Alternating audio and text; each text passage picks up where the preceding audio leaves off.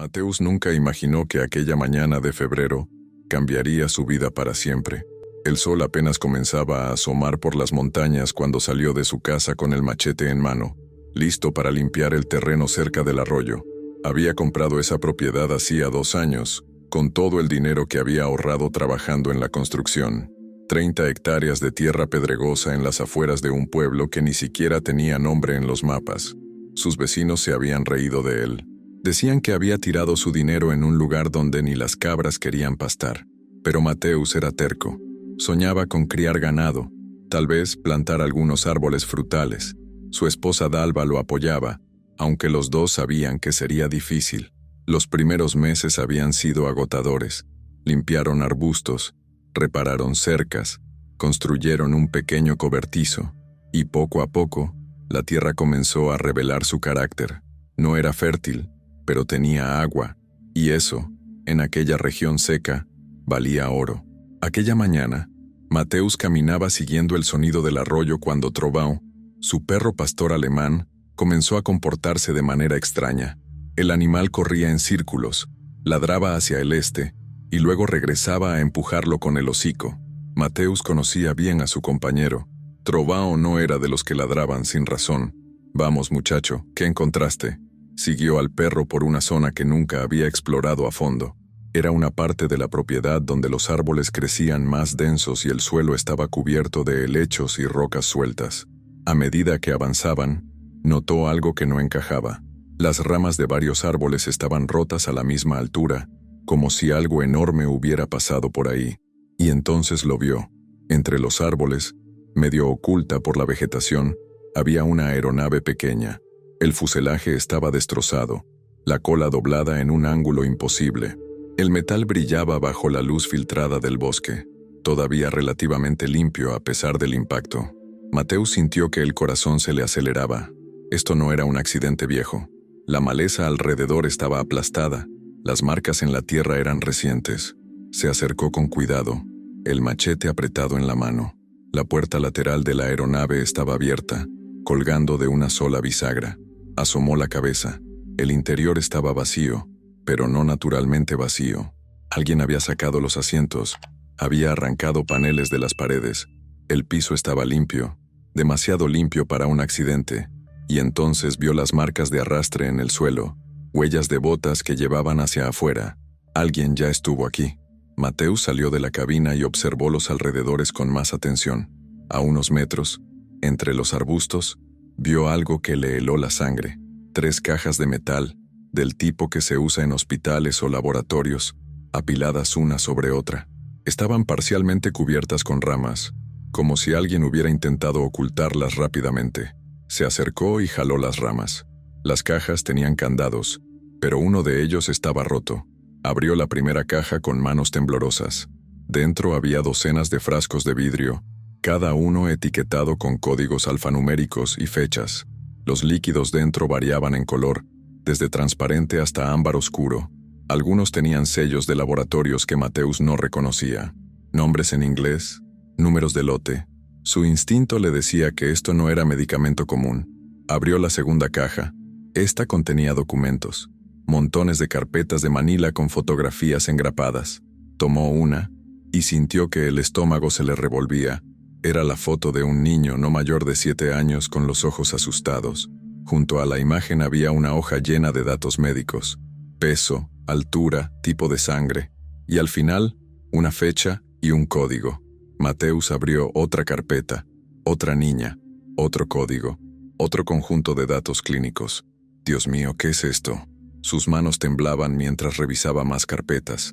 Había decenas de ellas, niños de diferentes edades, todos con la misma mirada vacía en las fotografías, todos con los mismos datos médicos meticulosamente registrados. Esto no era un accidente, esto era algo organizado, algo sistemático, algo monstruoso. Trovão comenzó a gruñir. Mateus levantó la vista y escuchó lo que el perro ya había detectado, el sonido de motores acercándose, vehículos pesados abriéndose paso por el camino de tierra que llevaba a su propiedad. Se puso de pie de un salto, el corazón martillándole en el pecho. No había tiempo para pensar.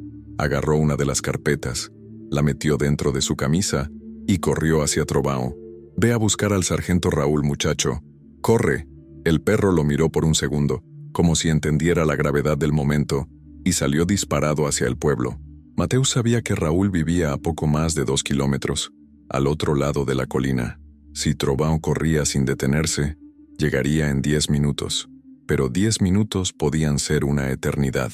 Mateus se ocultó detrás de un tronco caído, con vista hacia la aeronave. Los motores se detuvieron cerca del límite de su propiedad. Escuchó puertas cerrándose, voces hablando en tono bajo. 2 hombres aparecieron entre los árboles. Vestían ropa civil, pero se movían como militares. Uno de ellos llevaba una radio portátil. El otro cargaba una mochila grande. «Aquí está», dijo el primero al ver la aeronave. Revisaron primero el interior, luego los alrededores. Uno de ellos se arrodilló junto a las marcas de arrastre en el suelo. «Alguien más estuvo aquí. Las cajas están movidas». El segundo hombre maldijo en voz baja. Sacó su radio. «Jefa, tenemos un problema. Alguien encontró el sitio antes que nosotros». Hubo una pausa y luego una voz femenina, fría y controlada, respondió desde el otro lado. «Revisen el perímetro. Si hay testigos, elimínenlos. Llegaré en 20 minutos». Mateus sintió que la sangre se le congelaba. «Elimínenlos». La palabra resonó en su cabeza como una sentencia de muerte. Tenía que salir de ahí. Retrocedió con cuidado, evitando pisar ramas secas. Los hombres seguían inspeccionando la zona, hablando entre ellos. Mateus se deslizó detrás de una formación rocosa y comenzó a correr en cuclillas, alejándose del lugar. Conocía estos senderos. Los había recorrido cientos de veces con Trovão. Corrió durante 10 minutos sin detenerse, hasta que llegó a su casa. Dalva estaba en el porche colgando ropa. Al ver la expresión de su esposo, dejó caer la sábana que tenía en las manos. «Mateus, ¿qué pasó?». Él le contó todo entre jadeos. La aeronave, las cajas, las fotografías de los niños, los hombres que habían llegado, la orden de eliminar testigos. Dalva palideció. «Tenemos que irnos de aquí ahora». «No», dijo Mateus. «Si huimos, ellos sabrán que alguien vio algo, y vendrán a buscarnos. Tenemos que quedarnos y esperar a Raúl». Dalva tragó saliva, pero asintió.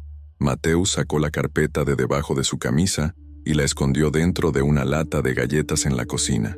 Luego tomó su escopeta vieja, la que usaba para espantar coyotes, y la cargó. Dalva cerró todas las puertas con llave. Los dos se sentaron en la sala, en silencio, escuchando. Si este video te tiene con el corazón en la garganta y quieres seguir descubriendo historias reales que parecen ficción, suscríbete ahora. Aquí contamos lo que otros callan. Dale también a la campanita porque cada notificación te trae una historia que no querrás perderte. Vamos juntos hasta el final. Pasaron 15 minutos que parecieron horas. Entonces escucharon los motores de nuevo. Esta vez sonaban más cerca, mucho más cerca. Mateus y Dalva se asomaron por la ventana. 2 camionetas negras se detuvieron frente a la casa. Los 2 hombres de antes bajaron, y detrás de ellos bajó una mujer. Era alta, de unos 45 años, con el cabello recogido en una cola de caballo. Vestía ropa cara pero práctica, botas de montaña, pantalones de campaña, una chaqueta ligera, y en su cinturón, Mateus vio el brillo inconfundible de una pistola. La mujer caminó hacia la aeronave sin prisa, como si estuviera inspeccionando una propiedad que le pertenecía. Los 2 hombres la seguían a un paso de distancia. Mateus y Dalva salieron por la puerta trasera de la casa y se escondieron detrás del cobertizo, desde donde podían observar sin ser vistos. La mujer llegó hasta las cajas, las abrió, y Mateus vio cómo su expresión se endurecía. Sacó su radio. Confirmó: «Falta una carpeta. Hay huellas frescas por todas partes». Uno de los hombres respondió: «Jefa, encontramos una casa a 500 metros. Está habitada». La mujer guardó silencio por un momento. Luego habló con una calma que helaba la sangre. «Revísenla. Si alguien vio algo, ya saben qué hacer. Y apúrense. Tenemos que sacar estas cajas antes del mediodía. Los clientes están esperando». Mateus sintió que las piernas le temblaban. Clientes. Hablaba de clientes. Como si esas cajas llenas de evidencia criminal fueran mercancía. Como si esas fotografías de niños fueran productos. Los 2 hombres comenzaron a caminar hacia la casa. Mateus apretó la escopeta. Dalva le puso una mano en el brazo. No puedes enfrentarte a ellos solos. Lo sé, susurró Mateus, pero tampoco voy a dejar que nos encuentren indefensos.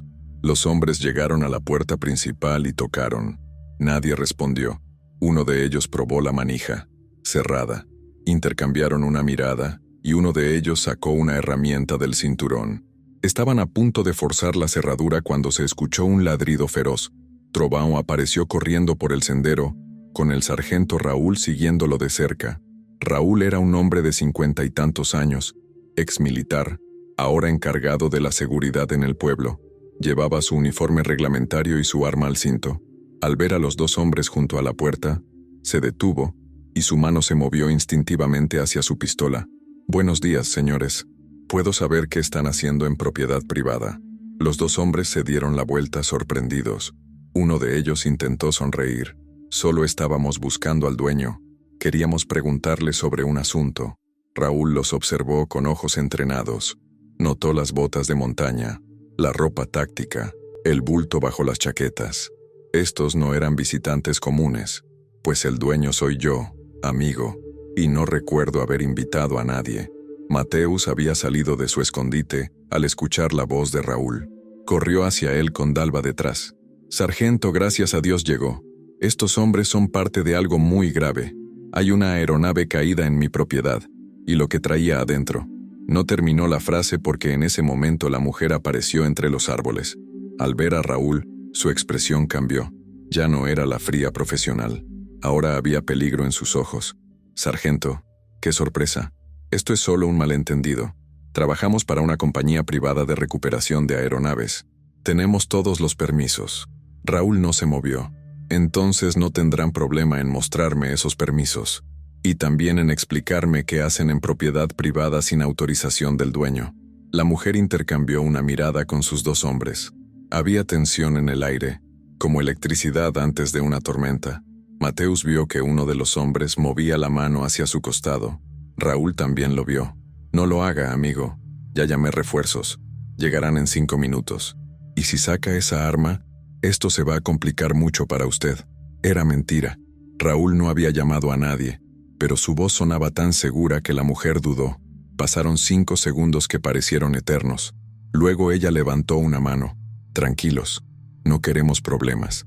Solo hacemos nuestro trabajo». Raúl sacó su radio, sin apartar la mirada de ellos. «Central. Aquí Raúl. Necesito unidades en la propiedad de Mateus Silva, camino del Arroyo Viejo. Situación de posible contrabando. Confirmen». La radio crepitó y una voz respondió. «Recibido, Raúl. Unidades en camino. Tiempo estimado 8 minutos». La mujer apretó la mandíbula. Sabía que habían perdido. Miró hacia el bosque, hacia donde estaban las cajas, y luego de vuelta a Raúl. «Cometieron un grave error, sargento. Esto es más grande de lo que imagina». Raúl dio un paso adelante. «Entonces tendrá mucho que explicarle a mis superiores. Manos donde pueda verlas». Los 3. Los 2 hombres obedecieron de mala gana. La mujer los imitó, pero sus ojos seguían calculando, buscando una salida. Mateus podía verlo.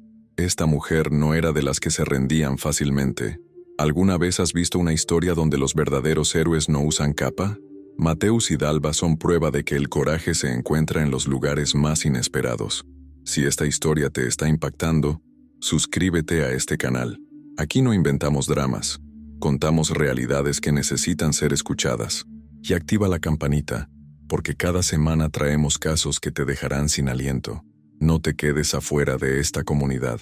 Los siguientes minutos transcurrieron en un silencio tenso. Trovão se mantuvo entre Mateus y los extraños, gruñendo cada vez que alguno de ellos se movía. Dalva se aferró al brazo de su esposo, sus ojos fijos en la mujer. Había algo en ella que daba más miedo que los 2 hombres armados. Una frialdad, una falta total de remordimiento. Finalmente, el sonido de sirenas rompió el silencio. 3 patrullas llegaron levantando polvo por el camino. 6 oficiales bajaron, armados y alertas. El comandante de la estación, un hombre llamado Capitán Méndez, se acercó a Raúl. «¿Qué tenemos aquí?» Raúl señaló hacia el bosque.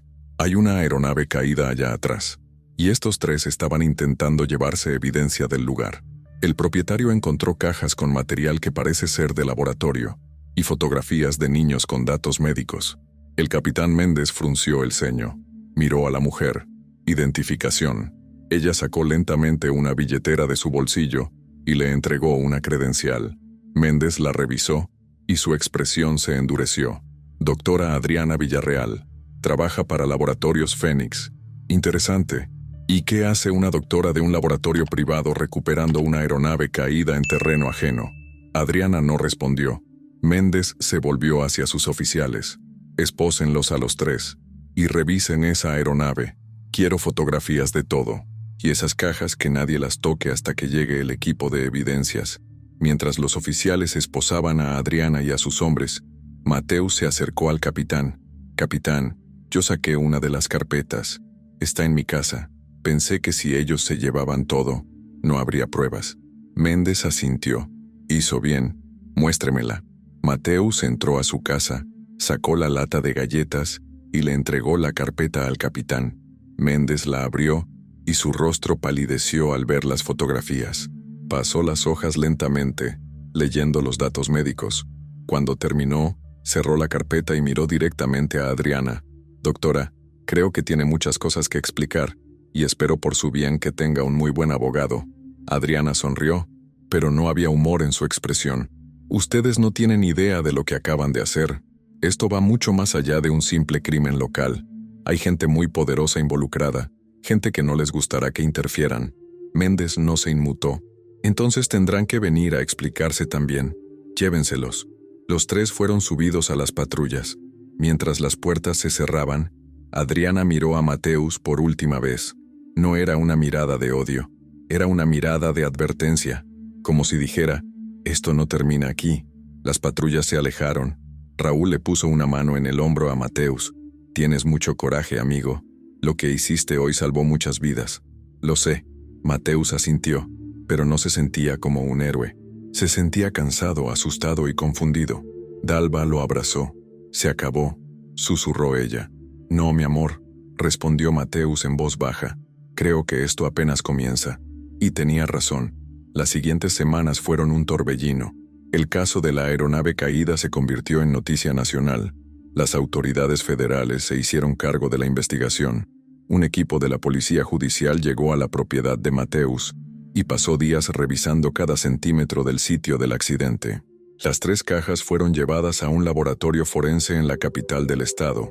Lo que encontraron adentro confirmó las peores sospechas. Los frascos contenían compuestos experimentales, algunos de ellos prohibidos internacionalmente, sustancias diseñadas para modificar el sistema inmunológico humano.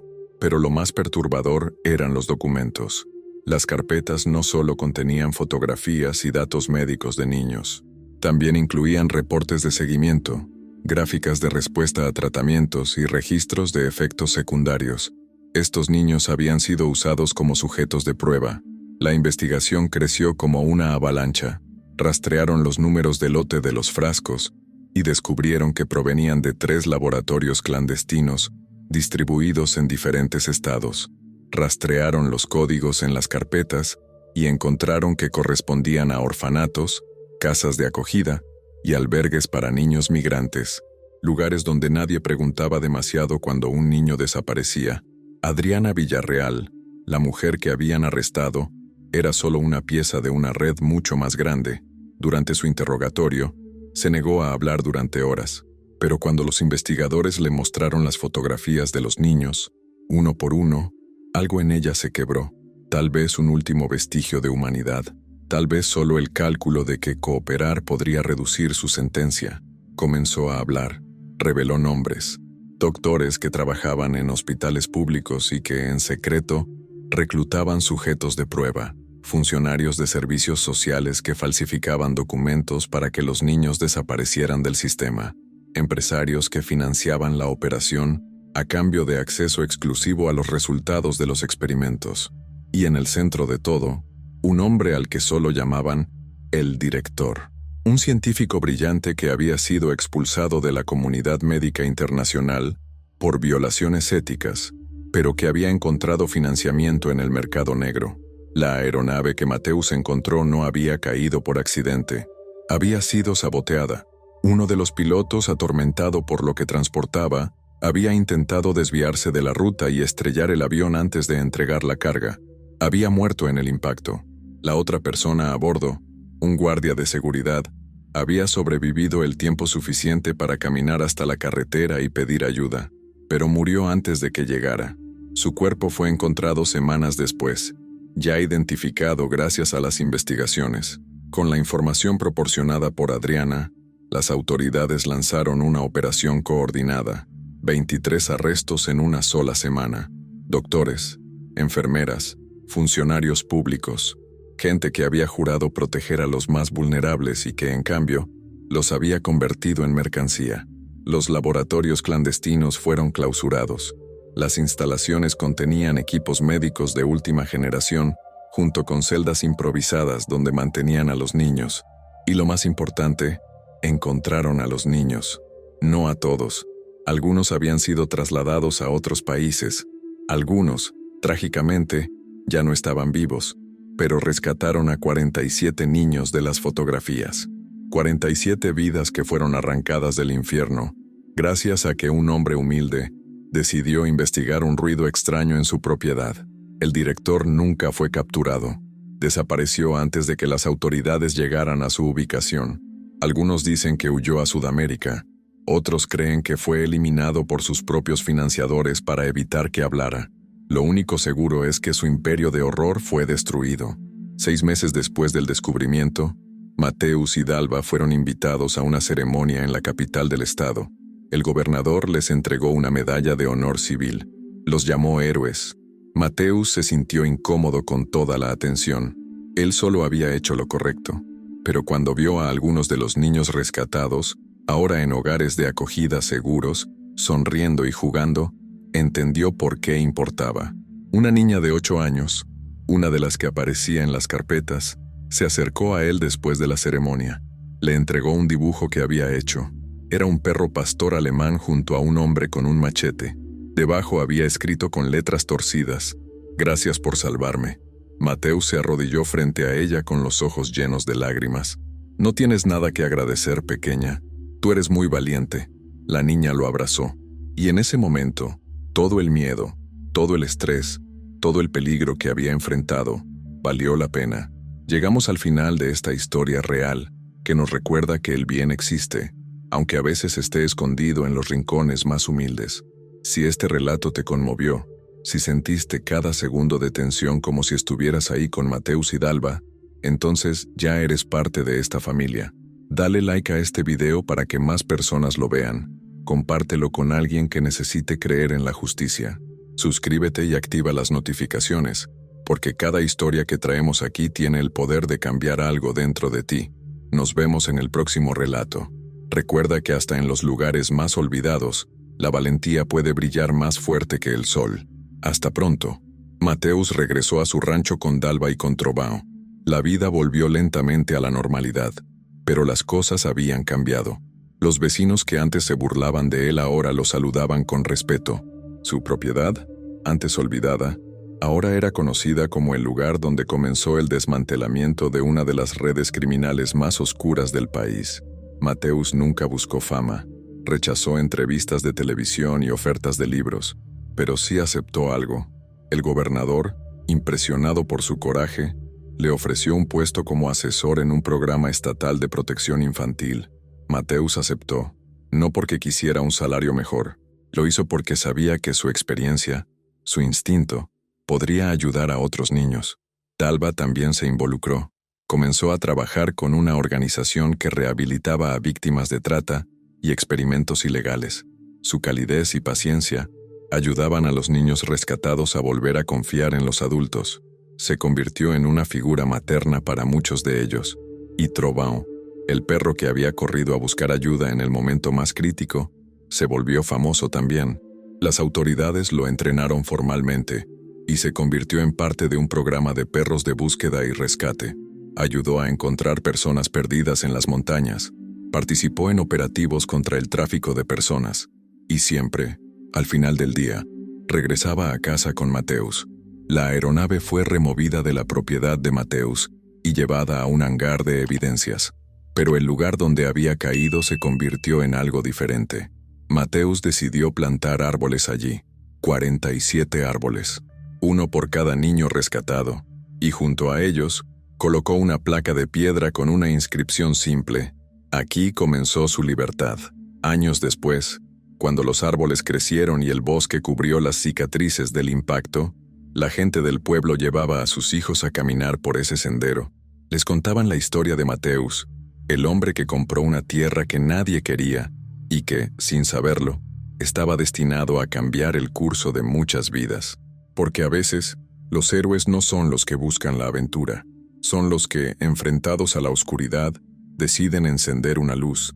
Son los que, teniendo todas las razones para huir, eligen quedarse y pelear. Son los humildes, los olvidados, los que el mundo subestima, hasta que un día el mundo no tiene más opción que verlos. Y esta no es solo la historia de Mateusz, es la historia de cada persona que frente a la injusticia decide no mirar hacia otro lado. Es un recordatorio de que el coraje no se mide en músculos o armas, se mide en decisiones, en ese momento en que tu corazón te dice que corras, pero tus pies deciden quedarse, en ese instante en que todo parece perdido, pero tú decides creer que todavía hay esperanza. Mateusz nunca olvidó ese día de febrero, nunca olvidó el miedo que sintió al abrir esas cajas, nunca olvidó la mirada de Adriana Villarreal cuando la arrestaron, pero tampoco olvidó la sonrisa de la niña que le dio el dibujo. Esa sonrisa le recordaba todos los días por qué valió la pena. Y si alguna vez dudas de que una persona puede hacer la diferencia, recuerda esta historia. Recuerda que un hombre con un machete y un perro leal desmanteló un imperio del mal. Recuerda que la justicia, aunque a veces lenta, siempre encuentra su camino.